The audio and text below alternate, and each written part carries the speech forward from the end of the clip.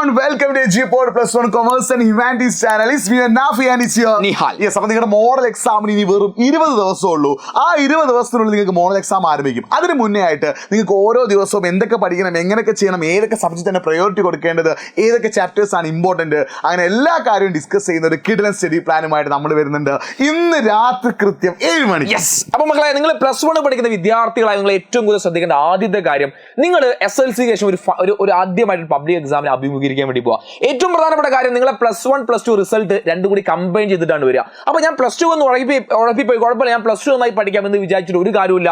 +1ന്റെയും +2ന്റെയും mark add ചെയ്ത result ആയിരിക്കും final എക്സാമിന്റെ റിസൾട്ട് ആയിട്ട് വരിക. അതുകൊണ്ട് ഇന്ന് മുതൽ അല്ലെങ്കിൽ +1ലെ നല്ല മാർക്ക് സ്കോർ ചെയ്താൽ മാത്രമേ നിങ്ങൾ +2 കഴിഞ്ഞ് പുറത്തിറങ്ങുമ്പോൾ ഏറ്റവും നല്ല സ്കോറിൽ നല്ല അഡ്മിഷൻ നല്ല കോളേജിൽ കിട്ടാൻ വേണ്ടി സാധിക്കുള്ളൂ.